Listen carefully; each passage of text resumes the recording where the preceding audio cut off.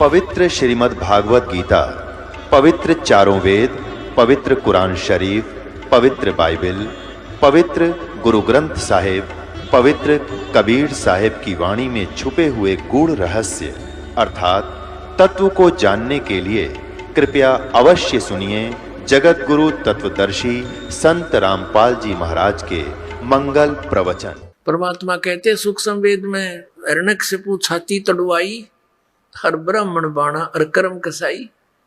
वो तो भगत कवावे और कर्म कसाई जैसे अपने पुत्र का शत्रु हो गया, मान बढ़ाई ईर्षा के कारण तो राक्षस कहलाया। राक्षस स्वभाव को धारण किया हुआ मनुष्यों में नीच, बाप अपने पुत्र को मारने उतारो हो जाओ, उससे दुष्ट कोई है धरती पे। और ऐसे भगत को कहते हैं राक्षस स्वभाव को धारण किए मनुष्यों में नीच, दूषित कर्म करने वाले मूर्ख हैं। अब फिर तमोगुण शिव की भक्ति की थी रावण ने, कैसा जुल्म किया, परतरिया को उठा लाया, यानी अपनी ही माता का अपहरण कर लिया, क्योंकि दुर्गा के ही अंश हैं ये लक्ष्मी, सावित्री और पार्वती। तो ये तीन यहाँ के स्वामी हैं जिनको ये भगवान कहा जाता था। अब तो हम इनको भगवान कहना जरूर पड़े, क्योंकि भगवान कहे बिना ये समझ में नहीं आवा हम किसके विषय में बोल रहे हैं। बाकी ये भगवान ये ईश नहीं है, ब्रह्मा विष्णु महेश। इसके बारे में शिव पुराण में ये कंसेप्ट क्लियर कर दिया जो कल आपको दिखा था। ये काल कहता है ब्रह्मा और विष्णु को कि यू आर नॉट गॉड, तुम ईश नहीं हो, तुमने ये बहुत गलत कर दिया, अपने आप को भगवान मान लिया। अब कहने का भाव ये है कि इस ब्रह्मा बड़े, विष्णु बीच वाले और शिव जी छोटे, ये तीन पुत्र हैं, तीन भाई हैं। और ये शिव का पुजारी कौन? तमोगुण शिव का पुजारी रावण, और उसके बड़े भाई की पत्नी उठा लाया श्री रामचंद्र अर्थात विष्णु की पत्नी सीता को। तो इससे दुष्ट कोई होगा, अपनी माँ पर नीत खराब कर ली। और इरादा यही बकवाद करने का था, वो तो शक्ति थी देवी में, परमात्मा रक्षक था उसका, वो कुछ बिगाड़ नहीं सका उस देवी का। लेकिन उसने घाट नहीं गाली, कसर नहीं छोड़ी बकवाद करने में। और आखिर में मांस खावे, शराब पीवे, कुत्ते वाली मौत मारा गया, राक्षस कहलाया। एक भस्मागिरी नाम का एक इस तमोगुण भगवान शिव का पुजारी था, भस्मागिरी। भगवान शिव के कैलाश पर्वत पर इसके द्वार के सामने नीचे ने सिर करके ऊपर ने पैर, सिरासन पर 12 वर्ष तक तप किया। एक दिन पार्वती ने कहा, हे महादेव, आप तो देवों के देव, सर्वेश्वर हो, महेश्वर हो, आपका पुजारी क्या मांगता है, इसको दे दो। शिव जी ने कहा, बोल भाई क्या मांगता है?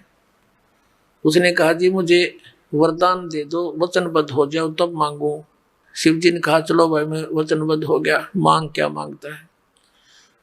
तो वचनबद्ध हो दे, सीधा खड़ा हो गया, तो छोड़ दी भक्ति और कहने लगा, मुझे आप भस्म कड़ा दे दो। भगवान शिव के हाथ में भस्म कड़ा था, वो निकाल कर दे दिया। उसमें क्या विशेषता थी कि उसको किसी के सिर पे ऐसे करके न्यू कह दे भस्म, वो जल जाता था सामने वाला। अब जो ही उस भस्मागिरी यानी तमोगुण शिव के पुजारी के हाथ में भस्म कड़ा आया, उसी समय आंख बदल गया। ने बोला, बोले शंकर होशियार, अब तो न मारूंगा, तुझे मारूंगा, पार्वती को अपनी पत्नी बनाऊंगा। हा हा हा, हो गया राक्षस का स्वभाव एकदम। अब भगवान शिव आगे आगे और पुजारी पीछे पीछे स्पीड खींच रहे दोनों।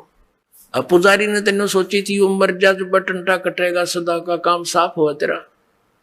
और भगवान शिव ने सोचा यो भस्म कड़ा तो जबरदस्ती एक बार तेरे सिर का नहीं कटा रही, तू मरिया, इनको हम अजरवमर मूर्तंज कालज सुना करते थे। अविनाशी, अविनाशी नो डर के बाजा करे। अविनाशी तो कबीर परमात्मा थे, उबलते हुए सरसों के तेल के कढ़ाई में बैठा दिए भगवान और आराम से बैठे, कुछ नहीं बिगड़ा उनका। और बता नहीं कितनी यातनाएं दी थी मालिक को, अविनाशी का तो जिक्र भी नहीं। अपने आत्माओं, अब इनकी रक्षा भी भगवान करता है जब ये इसी आपत्ति में आते हैं, क्योंकि ये भी उसी कबीर परमात्मा सत्य पुरुष के बच्चे हैं, परम अक्षर पुरुष के बच्चे हैं। आपत्ति आई, परमात्मा पार्वती रूप बनाकर उसके सामने खड़ा हो गया कुछ दूरी पर और कहा कि भस्मागिरी कहाँ जा रहे हो, आ जाओ बैठो, दो बात करेंगे।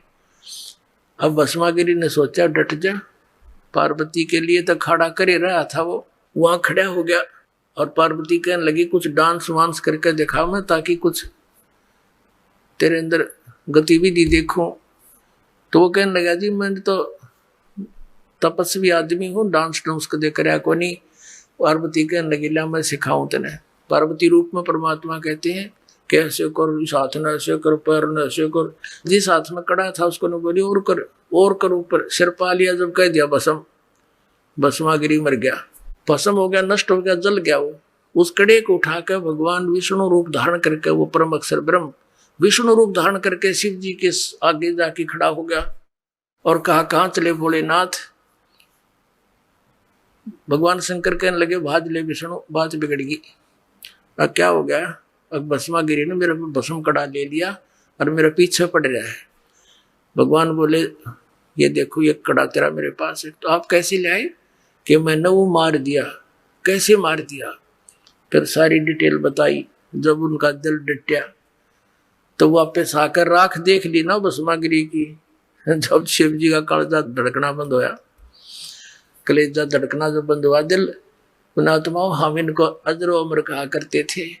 दास ये सच्चाई बता रहा है, किसी की आलोचना नहीं करा, इन्हीं के इतिहास और इनके पुराणों में लिखा हुआ है। अब वो भस्मागिरी भस्मा असुर कहलाया, राक्षस, और कुत्ते वाली मौत मरिया। ऐसे दूषित कर्म, जिसकी पूजा करे उसी की पत्नी पर बदनीत, ऐसे नीच व्यक्ति ये त्रिगुण, तीनों गुणों के उपासक, रजगुण ब्रह्मा, सतगुण विष्णु, तम गुण शिव जी के। अब जैसे गिरी, पुरी, सन्यासी, ये सरस्वती, ये सारे इसके ये पुजारी हैं शिव जी के। ये नाथ, कनपाड़े, बिना कनपाड़े, ये नागा जो कति नंगे फिरते हैं, ये सब शिव के पुजारी हैं तमोगुण के। और वैष्णो है ये विष्णु जी के पुजारी। वैष्णो एक बार हरिद्वार के अंदर हर की पैड़ी पर एक कुंभ के पर्व का एक विशेष आयोजन हुआ, और जब ये कुंभ का मेला होता है, ये सभी त्रिगुण उपासक, रजगुण ब्रह्मा, सतगुण विष्णु, तम गुण शिव जी, अब ब्रह्मा जी की उपासना करते नहीं, शिव और विष्णु जी के उपासक वहां पहुंच जाते हैं, अपने अपने ग्रुप में इकट्ठे हो जाते हैं। पूरी एक ग्रुप में और गिरी एक ग्रुप में, नागा एक उनका अलग होता है समुदाय, और विष्णु के उपासक वैष्णो एक उसमें अपने खेमे में चले जाते हैं। जब वो स्नान का समय होता है उससे पहले ये सभी अपने अपने मुखिया के पीछे पीछे ग्रुप के ग्रुप चल पड़ते हैं। सबसे पहले नागा पहुंच गए तमोगुण शिव के पुजारी, और हर की पैड़ी पर वो नहान का समय था उनका अपना बनाया निर्धारित। वहां जाकर के वो खड़े हो गए, नहाने की पोजीशन पकड़ी, स्नान करने की। इतने में वैष्णुओं का ग्रुप आ गया पीछे, इस सतोगुण विष्णु के उपासक। उन्होंने कहा ये नागाओ तुम पहले स्नान मत करना, हम सर्वश्रेष्ठ हैं, हम पहले स्नान करेंगे। नागा कहने लगे नहीं, हम सर्वश्रेष्ठ हैं, हम त्यागी और वैरागी हैं, हम निवस्त्र रहते हैं, इच्छा रहते हैं, हम सर्वश्रेष्ठ हैं, हम नहाएंगे, पहले स्नान करेंगे कुंभ के पर्व में गंगा में। वैष्णो कहने लगे तुम काहे के श्रेष्ठ हो, पशु की तरह नंगे फिरते हो, टट्टी के हाथ भी नहीं धोते, राख मसले फिरते हो, शरण फिरडो, चुप, खबरदार, जब पहले नहाए तो हम नहाएंगे पहले, हम सर्वश्रेष्ठ हैं, हम विष्णु जी के उपासक। अब वो तमोगुण के उपासक और ये सतगुण के उपासक बैठ गए दोनों। वो नाना भी भूल गए, हर की पैड़ी भी भूल गए, भगवान का प्रेम भी भूल गए, उद्देश्य भी भूल गए, लट्ठम लट्ठा केवल एक स्नान के ऊपर प्रथम और बाद में। जब 1 घंटा पीछे नाले कौन सा गंगा का पानी मलिन हुआ था, अकल देखो इनकी। कहते हैं 25,000 व्यक्ति ये त्रिगुण उपासक ये आपस में कट कर मर गए, और वहां पर गंगा का पानी लाल कर दिया। 100 गंगा में बहते हुए जा रहे हैं, पड़े हैं जगह जगह, बुरा हाल हो गया, खून बहा दिया। अपने आत्माओं सूक्ष्म वेद में बताया है भगवान ने, तीर तुपक तलवार कटारी ये जमदड़ जोर बदावे है, हर पैड़ी हर हेत न जाण्या वाजा तेग चलावे है, काटे शीस नहीं दल करुणा ये जग में साध कमावे हैं, जो जन इनके दर्शन को जावे उनको भी नरक पठावे हैं। क्या कहा कि तीर तलवार निकाल के और डट के नुके युद्ध मचावे हैं ये, और हर पैड़ी हर हेत नहीं जाना, भगवान की पैड़ी कहे, भगवान का प्रेम भी उनके मन में नहीं आया, और तेरा गजब भैया, और काटे शीस नहीं दल करुणा ये जग में संत को आवे हैं, और जो जन इनके दर्शन को जावे, यानी इनसे कोई शिक्षा दीक्षा लेने जाओ तो उनको भी नरक पठावे हैं, ये गोटी नये प्यावेंगे। तो पुण्यात्माओं, परमात्मा ने 600 वर्ष पहले कही थी ये बातें हैं, हमारे हित में कहा था कि तुम ये पूजा ना करो, तुम पूजो मुझे, यानी परम अक्षर ब्रह्म है वो स्वयं, उसकी पूजा करने से आपका जन्म और मृत्यु का रोग, जरा मरण का रोग समाप्त होगा।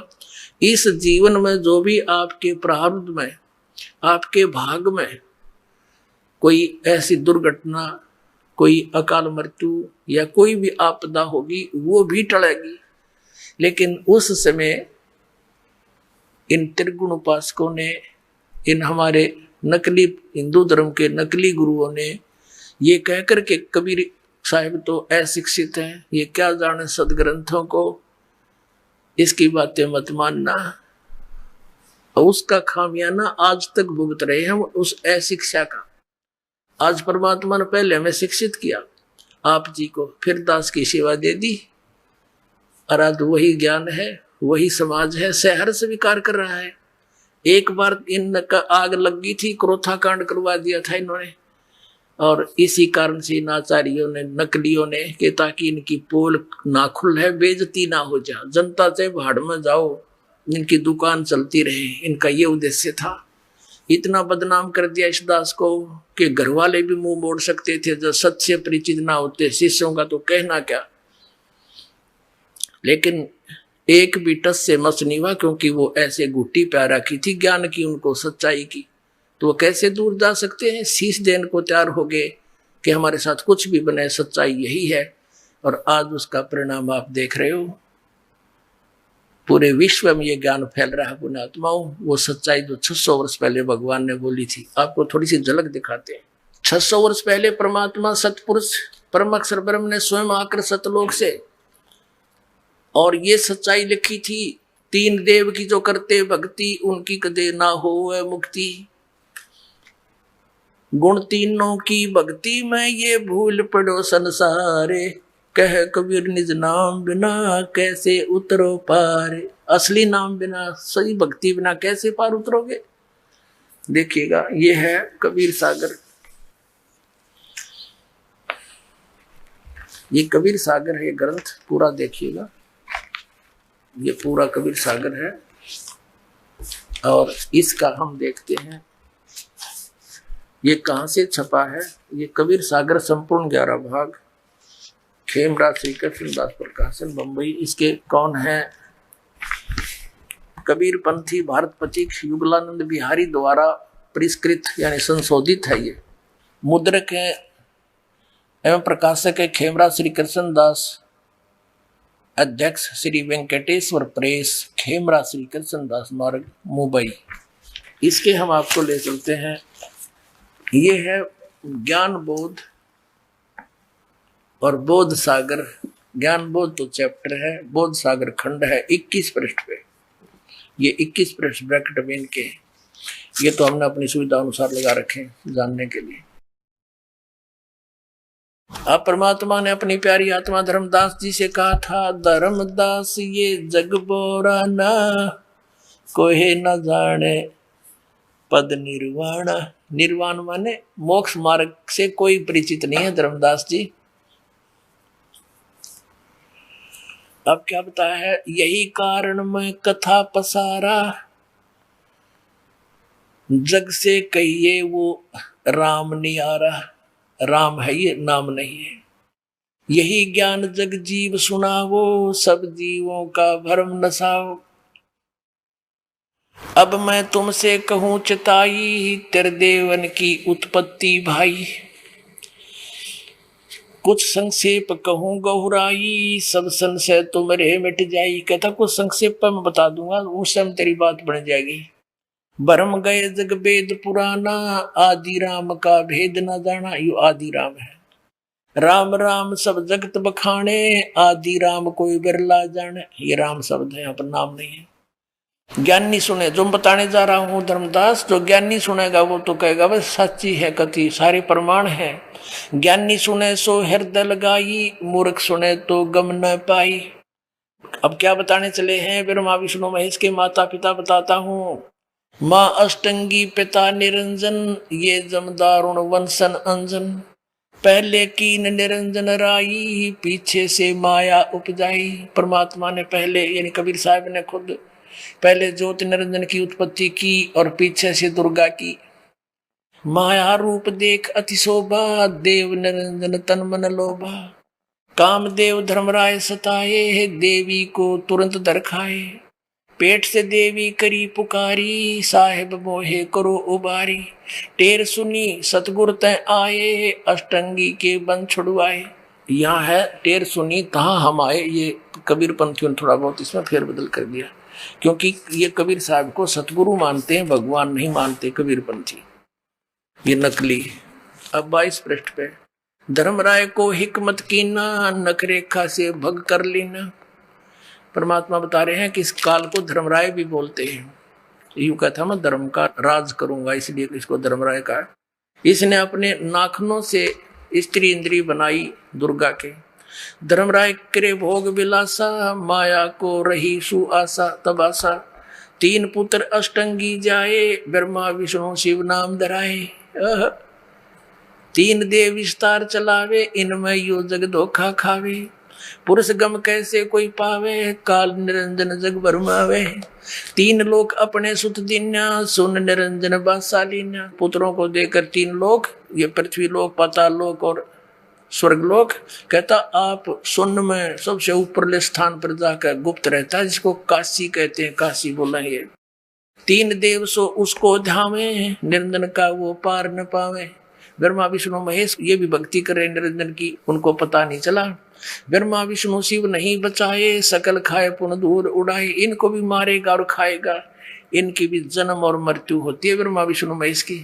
अकाल पुरुष काहू नहीं चीन्या, काल पाए सभी गैलीना। 3 देव और असुर अवतारा, ताको भजे सकल संसारा। गुण तीनों का ये विस्तारा, धर्मदास में कहूँ पुकारा। गुण तीनों की भक्ति में भूल पड़ो संसार, कह कबीर निज नाम बिना कैसे उतरे पार। अपने आत्मा इन शंकराचार्यों से पूछ लेना, गीता के श्लोक सारे सुना देंगे और पुराणों के श्लोक सुना देंगे। संस्कृत घोट रखी इन्होंने, हरि का कख नहीं पता इसमें लिखा क्या है। यदि इन्होंने अब इसी शंकर पंचम में 135 पृष्ठ पर लिखा है कि सबसे बड़ा पशु कौन है, जिसने सदग्रंथों का अध्ययन किया और धर्म आचरण किया नहीं, यानी उनके अनुसार साधना करी नहीं, वो सबसे बड़ा पशु है। तही बाप हिसाब ला लिया सबसे बड़े पशु कौन है। इब्दास आपको बताएगा। इन शंकराचार्यों से प्रश्न करते हैं, पूछा करते थे हम भी इन गुरुओं से कि श्री विष्णु जी, श्री शिव जी और ब्रह्मा जी ये भी साधना करते हैं, भक्ति करते हैं, ये किसकी भक्ति करते हैं? कोई तो कहा करता कि विष्णु तो श्री शिव जी की भक्ति करता है और शिव जी श्री राम की भक्ति करता है। एक यहां तक सिर फेरा मिला कि ब्रह्मा विष्णु महेश ये कृष्ण की भक्ति करते हैं। चौखा भाई बताओ। और एक शंकराचार्य कहता है ये अपने ही स्वरूप की भक्ति करते हैं, क्योंकि वो ये आत्मा ही परमात्मा है, अपने स्वरूप की भक्ति करते हैं विष्णु जी ब्रह्मा जी। अब देखियो, अब आपको दिखाते हैं ये शंकराचार्य क्या बताते हैं, हमारे सदग्रंथ क्या बताते हैं। अब देखिएगा, श्रीमद् देवी भागवत भगवान विष्णु क्या बताते हैं, मैं किसकी वृत्ति करता हूं, देखिएगा। श्रीमद् देवी भागवत और गीता प्रेस गोरखपुर से प्रकाशित है।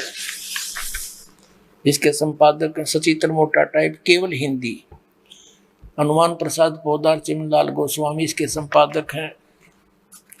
गीता प्रेस गोरखपुर से ये प्रकाशित है। अब इसके हम 28 पृष्ठ पे आते हैं। ये है पहला स्कंद, पृष्ठ 28। व्यास जी ने पूछा, उसका उत्तर दे रहे नारद जी। महाभाग व्यास जी, तुम इस विषय में जो पूछ रहे हो, जो प्रश्न कर रहे हो, ठीक यही प्रश्न मेरे पिताजी ने यानी ब्रह्मा जी ने भगवान श्री हरि यानी विष्णु जी से किया था।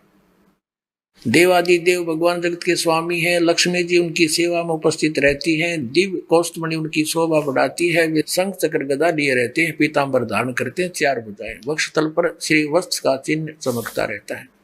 वे चराचर जगत के आश्रयदाता हैं। नारद जी कह रहे हैं, जगत गुरु एवं देवताओं के भी देवता हैं। ऐसे जगत प्रभु भगवान श्री हरि महान तप कर रहे थे। महान तप, उनकी समाधि लगी थी। यह देखकर मेरे पिता ब्रह्मा जी को बड़ा आश्चर्य हुआ। अब देख लेना, नारद का, व्यास जी का, ब्रह्मा का, विष्णु का कैसा ज्ञान है आध्यात्मिक।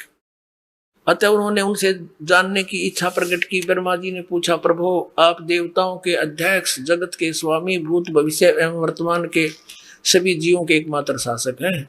भगवान, फिर आप क्यों तपस्या कर रहे हैं और किस देवता की, किस भगवान की आराधना में ध्यान मगन है? मुझे असीम आश्चर्य तो यह हो रहा है कि आप देवेश्वर एवं सारे संसार के शासक होते हुए भी समाधि लगाए बैठे हैं। अब ब्रह्मा जी के विनीत वचन सुनकर भगवान श्री हरि नो बोले। पृष्ठ 29 पा गई बात। श्री हरि उनसे कहने लगे, ब्राह्मण सावधान होकर सुनो। मैं अपने मन का विचार व्यक्त करता हूँ। देवता, दानव और मानव सब यही जानते हैं, तुम सृष्टि करते हो, मैं पालन करता हूँ।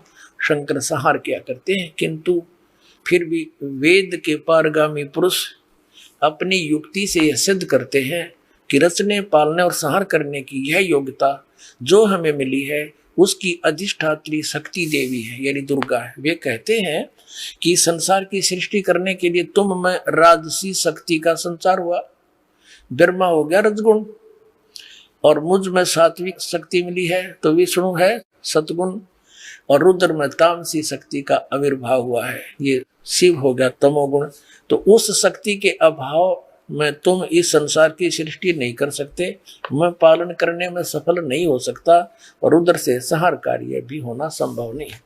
आगे क्या बताते हैं ब्रह्मा जी, हम सभी उस शक्ति के सहारे ही अपने कार्य में सदा सफल होते आए, परंतु सुवर्थ प्रत्यक्ष और परोक्ष दोनों उदाहरण मैं तुम्हारे सामने रखता हूँ। सुनो, यह निश्चित बात है कि उस शक्ति के अधीन होकर ही मैं प्रलय काल में इस शेषनाग की शैया पर सोता, सृष्टि करने का अवसर आते ही जाग जाता हूँ।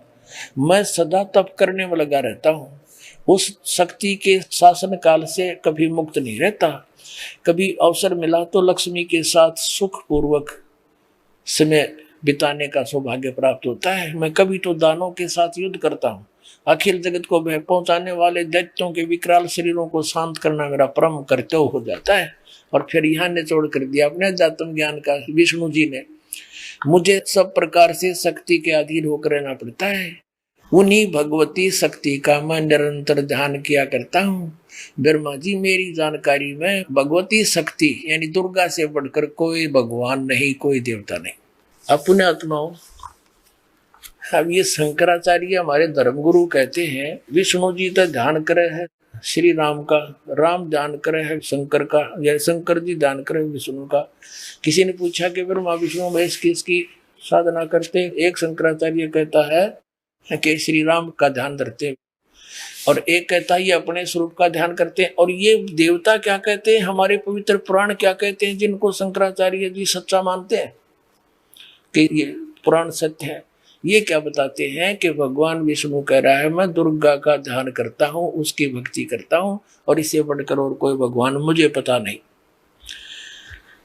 अब ये देवी क्या बताती है, पढ़िएगा। 562 पृष्ठ पे हमारे सदग्रंथ थे। अब क्या बताते हैं, एक बार धर्मदास जी ने पूछा था, जब आदरणीय धर्मदास साहिब जी को परमात्मा सतलोक यानी अपने निज धाम में ले गए थे, शाश्वत स्थान में, फिर उनको वापस छोड़ दिया था, फिर उन्होंने देख लिया था कि ब्रह्मा विष्णु महेश तो कहाँ तक स्थिति है इनकी और ये परमात्मा स्वयं है। तब उन्होंने कहा था, भगवान ये वेद और ये पुराण, इसका मतलब ये सब झूठी है, क्योंकि आप परमात्मा, और ये बताओ वेदों में लिखा है शंकर विष्णु भगवान है, ब्रह्मा विष्णु महेश अजर अमर है, और पुराणों में बताओ यही परमात्मा सर्वशक्तिमान अजर अमर लिखा है। तो इसका मतलब ये सब झूठे वेद और कतेब सब झूठे हुए। परमात्मा ने कहा कबीर साहिब जी ने कि वेद कतेब झूठे नहीं भाई, झूठे हैं ये समझे नहीं, ये पुराण वेद और गीता ये झूठी नहीं है, झूठे ये है जो इनको समझ नहीं सके। अब देखो श्री देवी जी क्या बताती है, 7वां स्कंद संक्षिप्त देवी भागवत 562 पृष्ठ पे देवी द्वारा हिमालय को ज्ञानोपदेश ब्रह्म स्वरूप का वर्णन। अब श्री देवी जी कहने लगी, पर्वतराज यानी पहले तो देवी ने अपनी बताया कि मेरी भक्ति करे तो भाई ऐसे ही कर दे, लेकिन ये ठीक नहीं। आगे क्या स्पष्ट किया है कि उस ब्रह्म का क्या स्वरूप है यह बतलाया जाता है, जो प्रकाश रूप सबके अत्यंत समीप में स्थित हृदय रूप गुहा में स्थित होने के कारण गुहाचर नाम से प्रसिद्ध और महान पद अर्थात परम प्राप्य है। वह समस्त प्रजा के ज्ञान से परे है, अर्थात किसी की बुद्धि में आने वाला नहीं है, यह तुम जानो। जो परम प्रकाश रूप है, जो सूक्ष्म से भी अत्यंत सूक्ष्म है, जिसमें संपूर्ण लोक और लोकों में निवास करने वाले प्राणी स्थित है, वह ये अक्षर ब्रह्म है। वही सबके प्राण है, वही सबकी वाणी है, वही सबका मन और वह सब परम सत्य और अमृत अविनाशी तत्व है। सौम्य उस वेदने योग्य लक्ष्य का तुम वेदन करो, मन लगाकर उसमें तन में हो जाओ।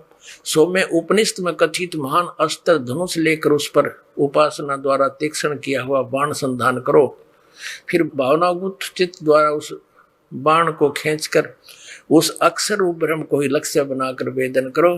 प्रणव, प्रणव माने ओम त धनुष है, जीवात्मा साधना करे, ओम लेकर उद्देश्य ब्रह्म हो, यानी ब्रह्म की पूजा करे। या नीचे स्पष्ट कर दिया, उस एकमात्र परमात्मा को ही जाने, दूसरी सब बातों को छोड़ दे। अब दुर्गा कह रही है ब्रह्म की पूजा करो, विष्णु जी कह रहे हैं मैं दुर्गा तो ऊपर कोई भगवान का पता नहीं, मुझे नहीं मालूम। अब ये दुर्गा जी कह रही हैं कि उस एकमात्र परमात्मा को ही जाने, दूसरी सब बातों को छोड़ दे। यही अमृत रूप परमात्मा के पास पहुंचाने वाला पुल है। संसार समुद्र से पार होकर अमृत रूप परमात्मा को प्राप्त कराने का सुलभ साधन है। हम आगे देखेंगे। इस आत्मा का ओम के जप के साथ ध्यान करो, इससे अज्ञान में अंधकार से सर्वथा परे और संसार समुद्र से पार जो ब्रह्म है उसको पा जाओगे, तुम्हारा कल्याण हो। अब क्या है कि ओम का जाप करो और ब्रह्म प्राप्ति होगी। सो ओम तय वो ब्रह्म कहाँ रहता है, ये देखिएगा 563 पृष्ठ पे आगे हम, वह यह सब का आत्मा ब्रह्म ब्रह्मलोक रूप दिव्य आकाश में रहता है, यानी ब्रह्मलोक में स्थित है, वहां रहता है अपने आत्मा। अब देखो क्या कंसेप्ट क्लियर हुआ। अब हमारे शंकराचार्यों को तो ज्ञान है नहीं, जो कोई गटबट मारे वो उसकी कहता, उसकी भक्ति करता, उसकी करता है। ये स्वयं कह रहे हैं कि मैं तो दुर्गा की भक्ति करता हूँ, भगवान विष्णु कह रहे हैं देवी की भक्ति करता हूँ, और इससे ऊपर मैं किसी देवता के बारे में मैं नहीं जानता कि कोई और भगवान भी है। दुर्गा जी कह रही है कि तुम सब बातों को छोड़ दे, ब्रह्म की पूजा करो, ओम नाम है, वो ब्रह्म लोक में रहता है। श्रीमद् भगवत गीता अध्याय नंबर 8 के श्लोक 16 में कहा कि ब्रह्म लोक पर्यंत सभी लोग पुनरावृत्ति के अंदर है, वहां गए हुए प्राणी भी वापस जन्म मृत्यु में आते हैं, उससे शाश्वत स्थान नहीं मिल सकता, सदा पूर्ण रूप से मोक्ष नहीं हो सकते। जैसे 15वें अध्याय के 1 से लेकर 4 में गीता जी में कहा है कि तत्वदर्शी संत मिलने के उपरांत परमेश्वर के उस परम पद की खोज करनी चाहिए जहां जाने के बाद साधक फिर लौट कर वापस संसार में कभी नहीं आता। और जिस परमेश्वर ने सब ब्रह्मांडों की रचना की है, गीता ज्ञानदाता कहता है केवल उसी की भक्ति करो, मैं उसी की शरण में हूं और पूजा मत करो। अपनी को भी रिजेक्ट करता है, केवल उसी की भक्ति करो। अब वो परम अक्षर ब्रह्म कौन है, वो पूजा कैसे करनी है, वो ये दास बताओगा। ये भेज रखा उस परम अक्षर ब्रह्म की पूजा बताने के लिए।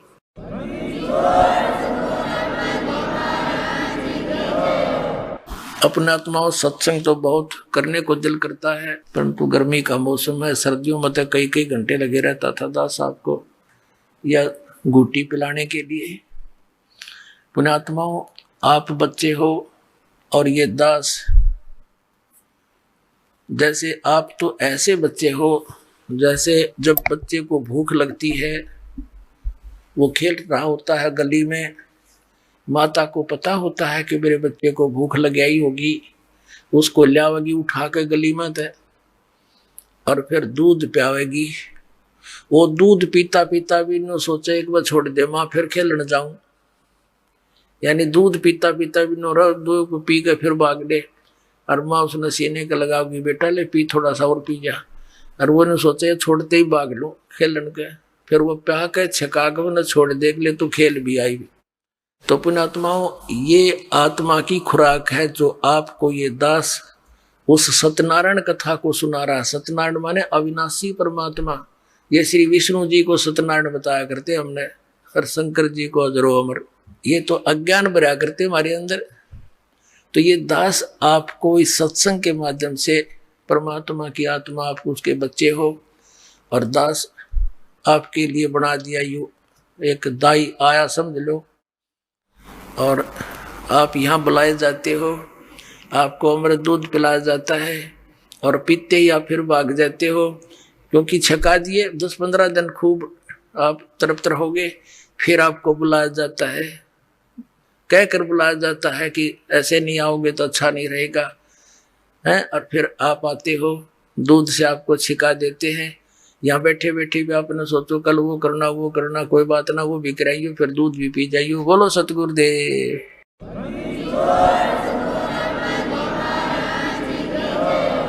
तो इसी तरह वो बच्चा फिर युवा हो जाता है। ऐसे आपकी बुद्धि युवा हो जाएगी पुण्यात्माओं, और परमात्मा पाओगे, सतलोक जाओगे। सत साहे परम पिता परमात्मा पूर्ण ब्रह्म सर्व सृष्टि रचनहार कबीर देव कबीर परमेश्वर जी की असीम कृपा से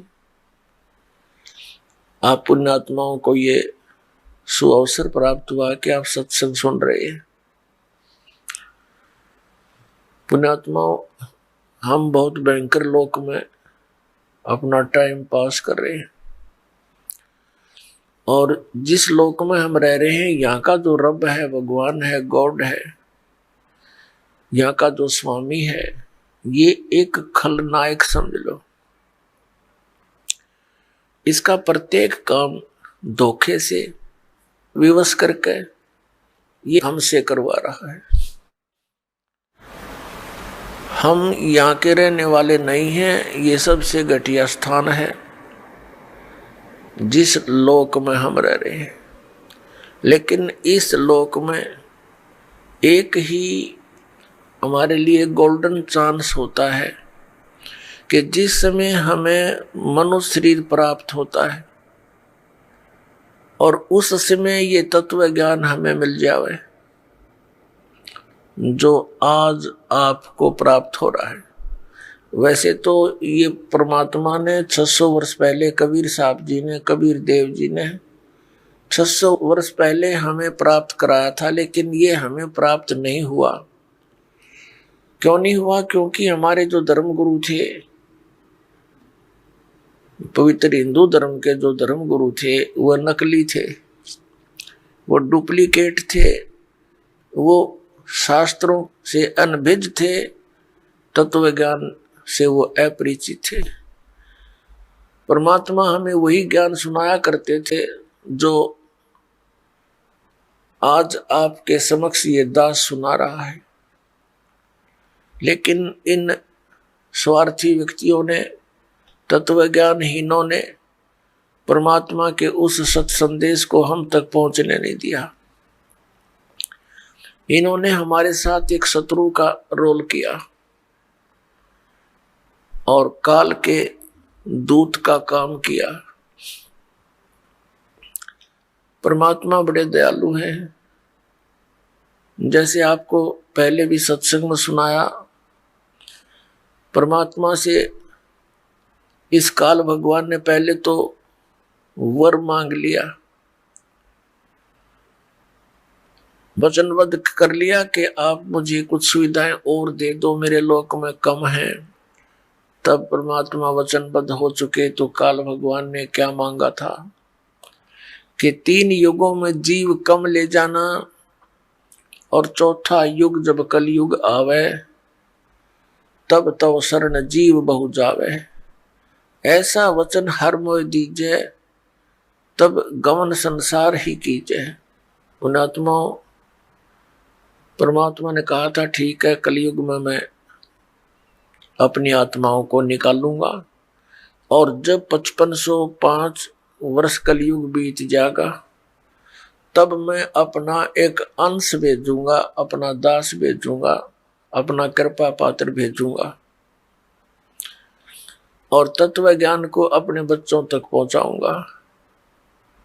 पुण्यात्माओं, ये सौभाग्य आपका इस प्राइम टाइम में, आपका मनुष्य जन्म या बिचली पीढ़ी कलयुग की, और परमात्मा ने आपको शिक्षित किया। नहीं तो चौथा युग आ गया था। ऐसे ही दादे परदादे अपने परंपरागत कर्म को ही करते हुए आ रहे थे। जैसे किसान है, वो अपने पुत्र को किसान की ट्रेनिंग देता था, वो अपने पुत्र को किसान की ट्रेनिंग देकर चला जाता था। उसी क्रियाओं में हम लगे रहा करते थे। एक विशेष शांति थी और हम जैसे आजकल माया की हवस में अंधे होकर दिन रात बेचैन रहते हैं, ये उस समय नहीं था। तो ऐसे अब परमात्मा ने क्या किया, हमें शिक्षा दी। इस शिक्षा का हमने दुरुपयोग किया, परमाणु बम बना लिए, हवाई जहाज बना लिए, गाड़ी मोटर कार बना ली, सारा दिन धूं धूं फूं फूं निरा प्रदूषण कर दिया पूरे वातावरण में। 2 रोटी और 1 कमरा चाहिए एक परिवार को। 2 तरह का परिवार हो तो 2 हो जाए, घने हो जाए तो 3 कमरे जायज से बना ले और अपना सिंपल वे से रहना चाहिए था। हमने एक अपने जो क्रियाकर्मों को, अपनी इन परंपराओं को इतना विशाल कर लिया, अब ये हमारे जी की झाड़ बन गई। बढ़िया कोठी हो तो रिश्तेदार राजी रहेंगे, घना धन हो तो इज्जत बनेगी, या इज्जत नकली है, 1 मिनट में अदरक मार जा, पड़ा पड़ा तड़फे, मृत्यु हो जा, फिर कुत्ता बनकर वहीं सैर सपट्टा करे, पहले तो प्लातून बना फिर था। तो ये बातें सत्संग से ज्ञान होता है। तो इस शिक्षा का जो हमें एक विशेष लाभ है, इसका हानि गणी है और लाभ एक है कि हम भगवान को पहचान सकते हैं, अन्यथा इस शिक्षा की कति जरूरत नहीं थी। इसने हमें बेईमान बना दिया, इसने हमें इतना चतुर बना दिया। भाई भाई का प्यार रहा नहीं, बहन भाई के साथ मुकदमे, माता पिता की तरफ विशेष लगाव रहा नहीं, क्योंकि हमें एक ही पढ़ाई पढ़ ली हमने, माया घनी हो, बढ़िया कोठी हो, कार हो, ये सब अज्ञानता का ही पर्दा हमारी आंखों पर पड़ा हुआ है, अंतःकरण पर डला हुआ। तो इसका इस सत्संग से निवारण होगा।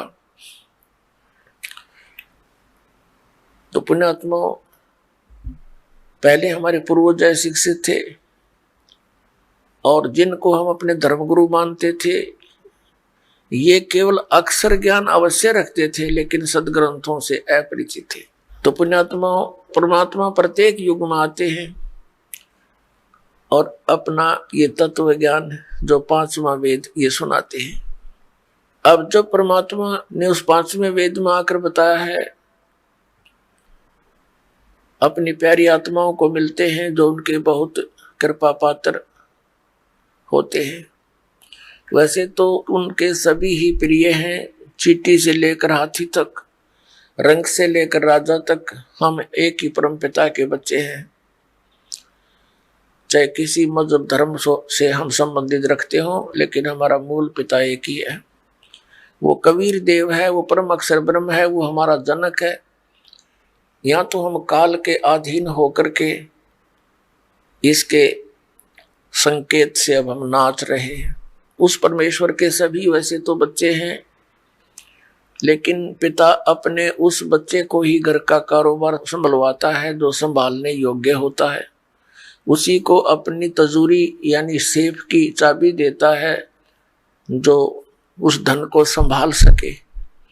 नादान बच्चे को दे दे तो वो आप भी खराब करे और न भी खिलावे, तुरंत ही निर्धन हो जावे। तो इस प्रकार परमात्मा के विधान में लिखा है वेदों में कि वो परमेश्वर ऊपर रहता सचखंड में, जिसको ध्रुवलोक कहा है वेदों में,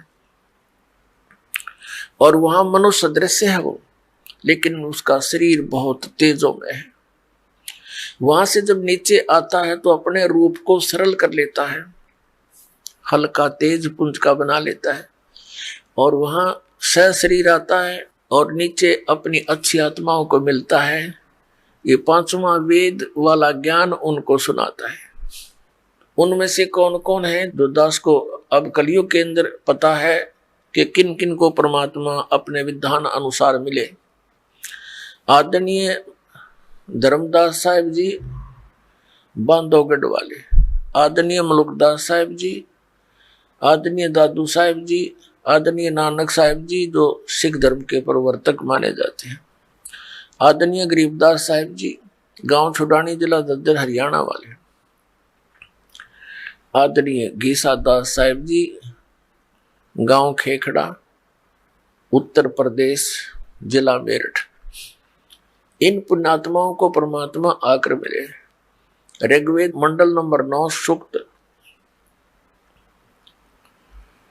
86 के मंत्र 26 और 27 में, ऋग्वेद मंडल नंबर 9 सूक्त 82 के मंत्र 1, 2, 3 में। आइए अब हम उन श्रद्धालुओं के अनुभव जानते हैं जो जगत गुरु तत्वदर्शी संत रामपाल जी महाराज जी से दीक्षा प्राप्त कर चुके हैं तथा उनके द्वारा बताए गए भक्ति मार्ग पर चल रहे हैं। सर नमस्कार। नमस्कार सर जी। क्या नाम है आपका? मेरा नाम दयानंद गुरु राठौड़ है जी। सर कहाँ से आए हैं आप? मैं लातूर डिस्ट्रिक्ट तहसील उदगीर महाराष्ट्र से आया हूँ। सर संत रामपाल जी महाराज जी से जुड़ने से पहले आप क्या भक्ति साधनाएं करते थे? पारंपरिक दृष्टि से जो चलता है, मेरे घर में जो चलता था वही मैं करता था। वहाँ पर जैसे कि एकादशी का व्रत करते थे और चतुर्थी, गणेश जी की चतुर्थी करते थे। श्रावण मास में हम पूरा महीना उपवास करते थे, शिव जी की पूजा करते थे। शिव जी की पूजा के लिए हम पैदल चले जाते थे मंदिर को, और ऐसे घर में जो भी पूजाएं होती थी वो सब करना पड़ता था हमें। सर आप पहले भक्ति साधनाएं कर ही रहे थे, तो फिर संत रामपाल जी महाराज जी से जुड़ने का क्या कारण रहा? संत रामपाल जी महाराज जी से नाम दीक्षा क्यों ली? इसके पीछे मेरे पिताजी है। पिताजी पहले शास्त्र पढ़ते थे, भक्ति में थे, उनकी तरह जो भक्ति वो करते थे वो करते थे। लेकिन वो टीवी में जो भी सत्संग आते थे उस सत्संग में वो देखते थे। देखने के बाद उन्होंने संत रामपाल जी महाराज का सत्संग देखा और उनको वो ज्ञान बहुत पसंद आ गया और उन्होंने बरवाला आश्रम जाके नाम दीक्षा ले ली। तो वहाँ से आने के बाद हमें पूरा ज्ञान बताया और हमें एक ज्ञान गंगा पुस्तक पढ़ने के लिए दी। ज्ञान गंगा पुस्तक पढ़ते पढ़ते हमने पूरे जो प्रमाण थे उसमें देखे, और वो प्रमाण के लिए अब ये सच है या झूठा है ये देखने के लिए मैंने पूरे पुराण खरीदे, गीता खरीदी, वेद खरीदे और प्रमाण जो है वो पूरा मिला के देखे। तो इतना प्रमाणित लगा कि पूछो मत।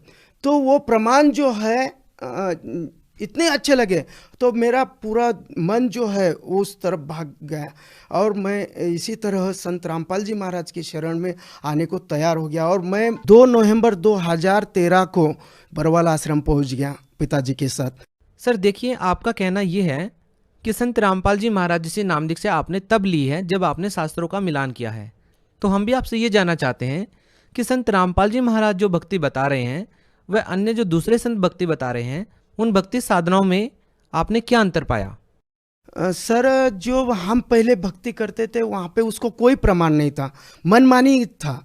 जो भी करना था ऐसे करो और लोगों को अच्छा लगे वैसा करो, ऐसा करो। लेकिन इस संत रामपाल जी की शरण में आने के बाद जो भी भक्ति करते थे उसको ऐसा एक ही चीज़ नहीं थी कि वहाँ पे प्रमाण नहीं था।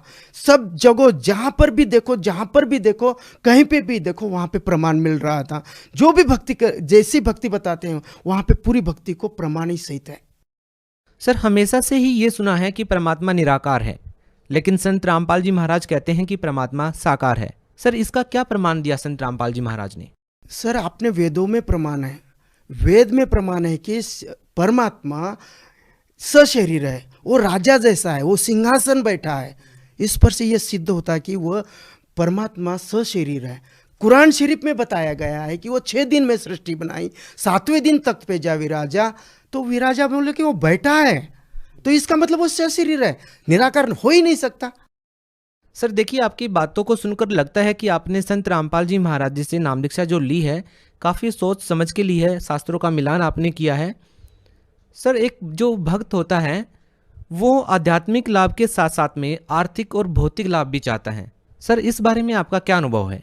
सर जी, मेरे जीवन में तो बहुत बड़ा अनुभव है इसका, क्योंकि मैं मृत्यु की शैया पे था और संत रामपाल जी महाराज मुझे आकर खुद बचाए जी। मैं इसका डिटेल्स में बताता हूँ सर जी। मैं एक हॉस्पिटल में गया और तो डॉक्टर ने बताया कि आपका ब्लड चेक कर लो। ब्लड चेक करने के बाद उस ब्लड रिपोर्ट में एक हीमोग्लोबिन और प्लेटलेट्स कम हो गए थे, हीमोग्लोबिन भी कम हो गया था। फिर डॉक्टर बोले आप दूसरे डॉक्टर के पास जाओ और ये ट्रीटमेंट कर लो, 3 दिन का कोर्स होता है। फिर हम दूसरे डॉक्टर के पास भी गए और वहाँ पे जाके पूछा कि क्या क्या करना है। तो फिर डॉक्टर ने बोले कि आप सीटी स्कैन करके आओ, आपका स्कोर चेक करना है। तो फिर हम सीटी स्कैन करने के लिए गए और वो आरटीपीसीआर बोल के एक टेस्ट रहती कोरोना की, वो भी कर लिए थी। तो लेकिन वो आरटीपीसीआर टेस्ट जो थी मेरी नेगेटिव आ गई थी और जो सीटी स्कैन का स्कोर आया था मेरा 5 स्कोर आ गया था। इसलिए उन्होंने मुझे एडमिट करने को बोला। हम एडमिट हो गए वहाँ पे। एडमिट होने के बाद वो स्कोर की वजह से उन्होंने मुझे पहले दिन 2 रेमडेसिविर दे दिए। फिर दूसरे दिन मुझे ज़रा थोड़ा अलग सा ही हो गया था, मुझे मेरी तबीयत थोड़ा बिगड़ते बिगड़ते जा रही ऐसा महसूस हो रहा था मुझे। वो जो रेमडेसिविर दिए गए थे मुझे, वो रिएक्शन हो रहा था मेरे पे और उसकी वजह से मेरी तबीयत बिगड़ते चली गई। और दूसरे दिन मुझे और 2 रेमडेसिविर दिए गए और तो मेरी तबीयत और बिगड़ गई और रिएक्शन ज़्यादा हो गई, मेरी तबीयत बहुत बिगड़ गई। 2-3 दिन के बाद डॉक्टर बोले कि ये मेरे हाथ में केस नहीं आएगी, ये बहुत क्रिटिकल हो रहे हैं, आप आगे के डॉक्टर के पास लेकर जाओ। तो फिर वहाँ से जो हॉस्पिटल है, पहला हॉस्पिटल मेला, ये उदगीर तहसील में आता है, डिस्ट्रिक्ट लातूर में आता है। फिर लातूर डिस्ट्रिक्ट में लेके जाओ बोले। फिर हम लातूर डिस्ट्रिक्ट चले गए। लातूर डिस्ट्रिक्ट में साई क्रिटिकल हॉस्पिटल था। फिर वहाँ पे हमें एडमिट किया गया। फिर वो डॉक्टर भी वहाँ पे देखते चेकिंग किए, मेरा पूरी और डबल से टेस्ट किए, उसमें भी मेरा स्कोर अभी 14 आ गया, 14 आ गया। उसके बाद वो डॉक्टर बोले कि इनको और रेमडेसिविर देना पड़ता है। तो एक दिन बोलते बोलते ऐसे और 5 रेमडेसिविर दिए गए मुझे। तो 9 टोटल 9 रेमडेसिविर हो गए और इस शरीर पे इतना रिएक्शन हो गया कि मैं कुछ भी बके जा रहा था। मैं डॉक्टर को भी मारता था, मैं नर्स को भी मारता था, मैं ब्रदर्स को भी मारता था, मैं सिस्टर को भी मारता था, मैं कोई भी मेरे पास आया उसको मारता था। मैं इतना क्रिटिकल हो गया था, मैं क्या कर रहा था मुझे भी समझ में नहीं आ रहा था। फिर उसके बाद एक 7-8 दिन के बाद डॉक्टर बता रहे कि ये पेशेंट बहुत क्रिटिकल होते जा रहा है और क्रिटिकल होते जा रहा है और मेरे हाथ से ऊपर जा रहा है। वो पूरे ऑक्सीजन जो लगाए वाले थे, वेंटिलेटर लगाए वाला था, वो मैं हाथ से निकाल के फेंक दे रहा था। मैं मेरे पूरे हाथ पैर फिर बाद में बांध दिए थे। बहुत परेशान हो गया था।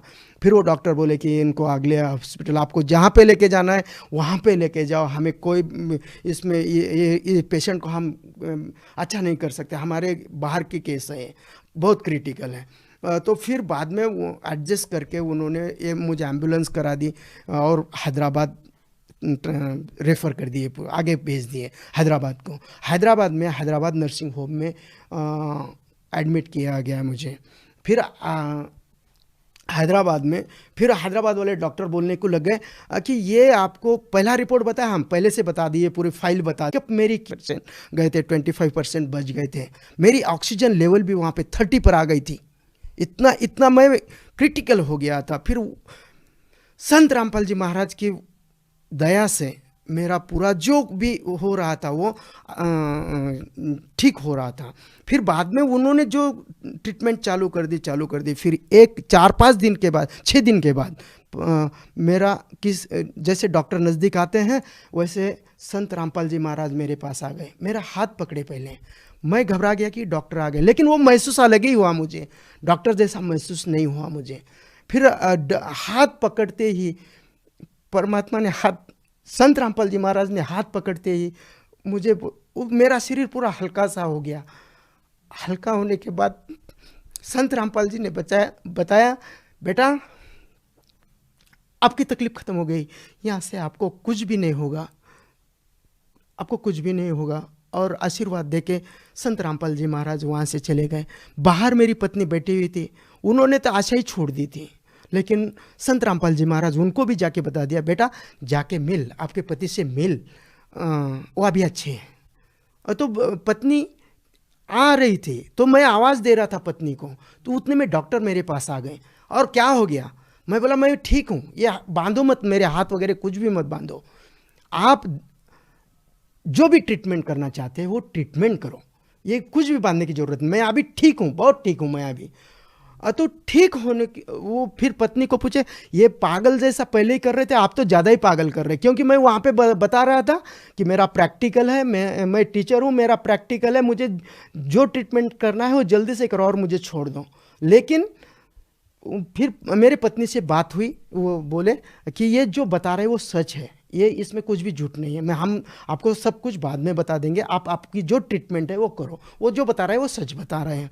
फिर जब संत रामपाल जी महाराज मुझे मिले थे, तब से मेरी जो क्रिटिकल कंडीशन थी वो नॉर्मल स्थिति में आते उनकी दया से, संत रामपाल जी महाराज की दया से मैं आज आपके सामने मेरी जो भी मैं आप बीती है मैं आपको बता रहा हूँ। ये 101% सच है। ये मेरी फाइल है, हैदराबाद नर्सिंग होम की है। ये जो फाइल है आप यहाँ पे भी कांटेक्ट कर सकते हैं, उनको पूछ सकते हैं मेरी कंडीशन कैसी थी। वो भी हक्का बक्का हो गए थे, डॉक्टर पूछने को लग गए थे कि ये हुआ कैसे। मेरी पत्नी बहुत बीमार रहती थी, जैसे कि कभी भी हॉस्पिटल में महीने में 2 बार 3 बार ऐसे एडमिट रहती थी। वहाँ पे जो हॉस्पिटल में जो डॉक्टर है, नर्स है, सिस्टर ब्रदर सब जो भी है, उस मेरे पत्नी को वो नाजुक बाई बोल के बोलते थे। इतनी नाजुक है कि ये कभी भी हॉस्पिटल में आ सकती है, कभी भी बीमार हो सकती है। मेरे पत्नी को अपेंडिक्स का भी बहुत परेशान रहती है, अपेंडिक्स से। लातूर डिस्ट्रिक्ट में जटाल बोल के डॉक्टर है, उन्होंने वो अपेंडिक्स का ऑपरेशन भी किया, और उसके बाद अपेंडिक्स और आ गया था कुछ साल के बाद, 1-2 साल के बाद। तो फिर और चेक किए हमने, तो बताया कि अपेंडिक्स है। हमने बताया कि पहले तो अपेंडिक्स का ऑपरेशन हो गया, आप डबल कैसे हो सकता है, ऐसा कैसे हो सकता है। तो फिर डॉक्टर बोले अभी अपेंडिक्स है और अपेंडिक्स का आपका ऑपरेशन करना ही पड़ेगा। फिर बाद में हम परमात्मा से, संत रामपाल जी महाराज जी से हमने अरदास लगाई कि हमारे पत्नी को अपेंडिक्स है, संत रामपाल जी महाराज ये जो है आप सबसे बड़े डॉक्टर हैं, आप ये अच्छा कर सकते हैं। तो कुछ दिनों के बाद वो अपेंडिक्स का रिजल्ट भी निगेटिव आ गया, वो नहीं था, वहाँ पे अपेंडिक्स नहीं था। और ऐसे करते करते जो हॉस्पिटल में वहाँ के लोग थे, पूरे नर्स, सिस्टर, डॉक्टर्स, उस मेरे पत्नी को नाजुक बाई बोलते थे। तो फिर वो जब संत रामपाल जी महाराज की शरण में गए, तो तब से अभी तक एक गोली भी उनको नहीं है। मेरे बच्चे बचपन से बीमार रहते थे, बड़े बच्चे को निमोनिया होता था, मेरे पिताजी हॉस्पिटल में लेके जाते थे, उनको फेफड़े भी आते थे, वो गिर जाते थे, हाथ पैर कैसे तो भी ऐसे वाकड़ी इधर उधर कर देते थे। फिर बाद में जब संत रामपाल जी महाराज जी की शरण ली, तब बड़े बच्चे का वो पूरा जो दुखना था, जो भी कुछ था, वो पूरा नील हो गया, कुछ भी नहीं रहा। और छोटे बच्चे का जो था, एक बार हम पढ़ाई के लिए उनको कोटा शहर में भेज दिए थे राजस्थान में। तो वहाँ पे उनको जब वो साइकिल पे आना जाना करते थे, तो जब वो साइकिल पे एक चौक में आए थे, तो इधर से 2 बसें, इधर से 2 कारें, और उनके आगे से एक रिक्शा आ रही थी। वो रिक्शा के बीचों बीच और बसों के, कारों के बीचों बीच वो बीच में से जा रहा था। तो ऐसा एक टाइम आया कि बस भी रुक गई, कार भी रुक गई, और वो रिक्शा भी जगह पे रुक गई, और वो अकेला चल रहा था। ऐसी बातों में वो, अगर बस, गाड़ियाँ, रिक्शा अगर चालू होती तो वो मेरा बच्चा वहाँ पे नहीं रह रहा था। लेकिन संत रामपाल जी महाराज की शरण में होने की वजह से मेरे बच्चे की जान बच गई। जगहों पे ही रुका दिए संत रामपाल जी महाराज ने वो पूरे व्हीकल्स। सर, संत रामपाल जी महाराज जी से नाम दीक्षा लेने के बाद आपको बहुत सारे लाभ मिले हैं। आप भगत समाज को क्या संदेश देना चाहेंगे? मैं संदेश देने लायक तो मैं नहीं हूँ, लेकिन एक प्रार्थना कर सकता हूँ। हम सब अभी एजुकेटेड हैं। एजुकेटेड होने की वजह से सब प्रमाण देखना है। एक संत रामपाल जी महाराज की एक किताब है, ज्ञान गंगा जीने की राह। तो ये किताब लो, किताब लेके उसमें जो प्रमाण दिए हैं वो प्रमाण आप पूरे शास्त्रों से मिलाओ, तभी आपका विश्वास बैठेगा। क्योंकि मैं एक टीचर हूँ। टीचर होने की वजह से मैं विज्ञान पढ़ाता हूँ, मैं फिजिक्स पढ़ाता हूँ। तो वो फिजिक्स में भी दिए वाला है। ये भी आपको बता देता हूँ कि ये आदमी मरता, बहुत सारे लोग क्वेश्चन करते हैं कि आदमी मरने के बाद कौन देखा है, लेकिन देखता है। यही प्रमाण अपने साइंस में, विज्ञान में है। तो वो देखो आप, उसमें दिए वाला है। एक ही रूल बताता हूँ मैं आपको। Energy can not be destroyed, can not be created. Energy create भी नहीं कर सकते हम, और उसको नष्ट भी नहीं कर सकते हम। That convert one form into the another form. इसका मतलब क्या होता है? इसका मतलब होता है कि ये आत्मा अमर है, ये चेतन ऊर्जा है, अपना शरीर में चेतन ऊर्जा है, वो निकल जाती है और वो दूसरे फॉर्म में चले जाते हैं। उसको कोई मार भी नहीं सकता, आत्मा को कोई मार भी नहीं सकता, और उसको कोई नष्ट भी नहीं कर सकता। वो ये चोला छोड़ के दूसरे चोले में चले जाए। इसका मतलब वही है, energy can not be created, can not be destroyed, that convert one form into the another form. ऐसे आप अगर ऑब्जर्व करोगे, ऑब्जर्वर बनोगे, निरीक्षक बनोगे, तो आपको ये ज्ञान समझ में आ जाएगा। सर, जो लोग संत रामपाल जी महाराज जी से नाम दीक्षा लेना चाहते हैं, उनके साथ जुड़ना चाहते हैं, वो उनसे कैसे जुड़ सकते हैं? जी, नाम दीक्षा लेने में कोई ये नहीं है। आप सोशल मीडिया का बहुत बड़ा प्लेटफॉर्म है। वहाँ पे आप फेसबुक, ट्विटर, यूट्यूब, वहाँ पे संत रामपाल जी महाराज का नाम टाइप करें और उसको सर्च करें, आपको पूरा पता चल जाएगा। और बहुत सारे चैनलों पर संत रामपाल जी महाराज का सत्संग आता है।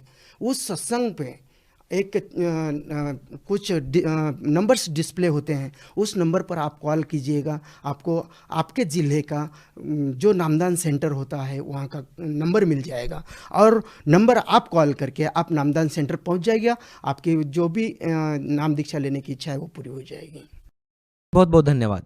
सत साहेब।